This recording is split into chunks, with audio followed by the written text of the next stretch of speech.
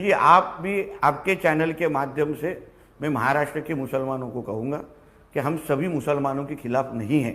अस्सलामु अलैकुम वरहमतुल्लाहि वबरकातुहू। मोअज़्ज़ज़ सामिईन व नाज़रीन, आप सभी हज़रात जानते हैं कि महाराष्ट्र के एक विधायक नीतीश राणे लगातार मुसलमानों के ख़िलाफ़ बयानबाजी करता हुआ नज़र आ रहा है। अभी तक उसने लगातार कई जगह पर मुसलमानों को धमकियाँ, मुसलमानों के ख़िलाफ़, इस्लाम के ख़िलाफ़ उसने बकवास की है और उसने जो है बयानबाजी की है।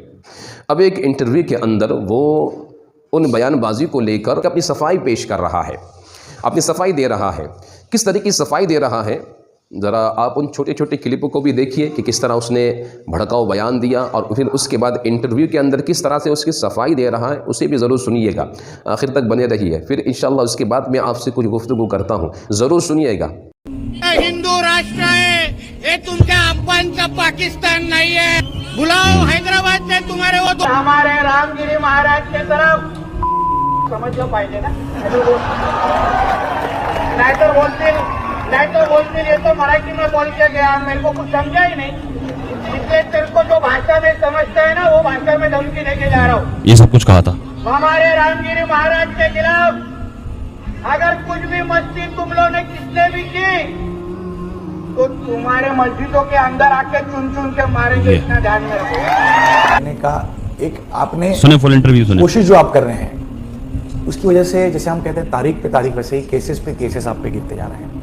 इन केसेस को आप डरते नहीं, लेकिन क्या आप जो बातें कह रहे हैं वो लोगों तक पहुंच रहे हैं? जब भी कोई एक्शन होती है उसका रिएक्शन हमारे स्टेटमेंट के माध्यम से, हमारे मोर्चे के माध्यम से, हमारे कार्यक्रमों के माध्यम से हम लोग देते हैं।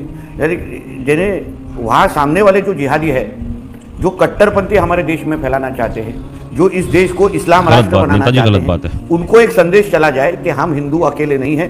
आप हमारे देश में रह के हमको न्याय, हमारे ऊपर इंसाफ अन्याय नहीं कर सकते। और इसलिए जो तीखी बातें जिस तरीके से सामने आते हैं, ऐसा अब छोटा सा उदाहरण दूंगा, अगर सर तन से जुदा का अगर नारा दिया जाएगा तो उसके सामने हम लोग फूल लेके तो खड़े नहीं रह सकते। तो जब भी हम लोगों ने कभी वक्तव्य कभी किया है गणेश जी, तभी अगर आपने पूरा अगर घटनाएं देखी है तो वो एक्शन टू रिएक्शन रहा है और आगे चल के भी एक्शन टू रिएक्शन ही रहेगा। और हिंदू समाज आज, अगर आप महाराष्ट्र में कहीं भी जाएंगे तो हिंदू समाज जागरूक हो चुका है। हिंदू समाज आज उसको समझने लग गया है कि आज अगर हमने हमारी खुद की लड़ाई लड़ी नहीं तो कल हम हमारे घर की पूजा भी कर नहीं सकते, ऐसी परिस्थिति महाराष्ट्र में हो जाए। 10% मुसलमानों की आप कह रहे हैं कानूनन कार्रवाई होनी चाहिए, तो आप अगर वो कुछ गलत कर रहे हैं, सरकार आपकी है, गृह मंत्री आपके हैं, केंद्र में आपकी सरकार है, आप तो कानूनन कार्रवाई कर सकते हैं। ये मुस्लिम द्वेष फैलाने की वजह या जरूरत क्या है? पहले तो कानूनी कार्रवाई के लिए हम लोग उसका समर्थन करते हैं और हम लोग भी उसके लिए रुके हैं। मगर जैसे हम लोग रुके हैं, सामने वाले जिहादी रुके हैं क्या, उसके बारे में आप जरा मालूम। आप सीधे जिहादी कहते हैं क्योंकि सारे मुसलमानों के खिलाफ गणेश जी ये बार मैं हमारे सारे स्पीचेस में और हमारे सारे प्रोग्राम में हम लोग बता रहे हैं, हमारे सारे मोर्चाओं में बता रहे हैं। गणेश जी आप भी आपके चैनल के माध्यम से मैं महाराष्ट्र के मुसलमानों को कहूँगा कि हम सभी मुसलमानों के खिलाफ नहीं हैं। अच्छा। जो हमारा जो मुसलमान, जो राष्ट्रभक्त मुसलमान, जो ये देश को अपना देश मानता है, जो तिरंगे को सलाम करता है, जो राष्ट्रभक्त मुसलमान, जब भी गणेश चतुर्थी की जो विसर्जन की जो प्रोसेशन निकला, मिरवणुकें निकली, उसके ऊपर जो पथराव हुआ, उसका जो विरोध करता है वो मुसलमान हमारा है, वो राष्ट्र, और वो आज भी हमें समर्थन करता है।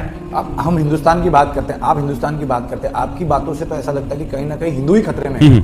तो क्या मतलब आप कह रहे हैं कि मुसलमान इस तरह हमारे खिलाफ है, हमको अब एक होना चाहिए? आप खुद कहते हैं 90% हिंदू हैं देश में, तो हिंदू खतरे में कैसा होगा? देखिए, फिर बोलता हूँ, आपके सवाल में आपने मुसलमान बोला, हम जिहादी मुसलमान के खिलाफ है। आपके सवाल में थोड़ा आप उसको जिहादी जोड़ देते हैं। जिहादी मुसलमान है जो हमारे गणेश चतुर्थी के ऊपर पथराव करता है, वो जिहादी मुसलमान ही है। क्या सरकार आपकी वापस आ रही है? क्या हिंदू या हिंदू वोटर, जिसको आप अपना बहुत प्रिय मानते हैं, जीत दिला पाएगा? क्योंकि सवाल इसलिए है क्योंकि शिवसेना भी कह रहे हैं कि हमारा हिंदुत्व है, हम तो हिंदुओं के साथ हैं। वहीं कांग्रेस के साथ मुस्लिम दलित का एक समीकरण जुड़ा हुआ है जो लोकसभा में दिखा। जिस तरीके से लोक चुनाव के बाद इस महाविकास आघाड़ी के जो उम्मीदवार जीते, उनकी जो जीत की रैलियां निकली, उसमें हरे झंडे फड़काए गए, वहाँ पाकिस्तान जिंदाबाद कहा गया, वहाँ हरा गुलाल फेंका गया। ये सारी चीज़ हमारे यहाँ के हिंदू समाज ने अच्छी तरह से देखा है। इसलिए मुझे विश्वास है हमारे महाराष्ट्र का हिंदू समाज हिंदुस्तान में रहकर कोई भी मुसलमान पाकिस्तान जिंदाबाद के नारे नहीं लगा सकता, गलत बात है। सरकार का नेतृत्व कौन करेंगे? अभी तो एकनाथ शिंदे के नेतृत्व में चुनाव लड़ रहे हैं आप, लेकिन क्या देवेंद्र फडणवीस वापस मुख्यमंत्री बनेंगे? देखिए, ये सवाल आप गलत आदमी को पूछ रहे हैं, इसलिए इसका जवाब देना ये मेरे दायरे में तो बैठता नहीं है। व्यक्तिगत तरीके से अगर आप मुझे पूछेंगे तो मैं मेरी पार्टी का एक कार्यकर्ता बन के मैं यही चाहूंगा कि मेरे पार्टी का नेतृत्व जो हमारे आदरणीय देवेंद्र जी फडणवीस कर रहे हैं वो महाराष्ट्र के मुख्यमंत्री बने, क्योंकि पिछले 5 साल जब 2014 से 19 तक वो जब महाराष्ट्र के मुख्यमंत्री थे तभी महाराष्ट्र को उन्होंने काफ़ी आगे लेके गए। दोस्तों, आपने वीडियो को देख लिया और उसके इंटरव्यू को भी सुन लिए। नीतीश राणे क्या कह रहे हैं कि मैं हर एक मुसलमान के खिलाफ नहीं हूँ। तो याद रखिए, जिस नबी की शान में रामगिरी महाराज ने रामगिरी ने बेअदबी की गुस्ताखी की है, वो नबी सारे मुसलमानों के नबी हैं।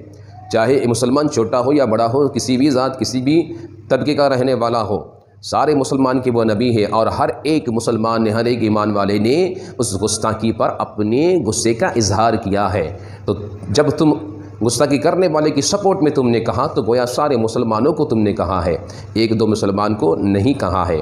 दूसरी बात ये कहते हैं कि जिहादी मुसलमान, जिहाद का माना क्या होता है, मीनिंग क्या होता है? पहले उसे पढ़ लिया करो यार, मालूम तो कुछ होता नहीं है और यूं ही बकवास किए जाते हैं। जिहाद का माने होता है स्ट्रगल, यानी जिद्दोजहद करना, मशक्क़त बर्दाश्त करना, कोशिश करना, उसे कहते हैं जिहाद। तो एक इंसान अगर अपने परिवार को चलाने के लिए या किसी काम में, पढ़ाई में या काम में जिहाद कर रहा है, जिद्दोजहद कर रहा है, उसे जिहाद करना कहते हैं।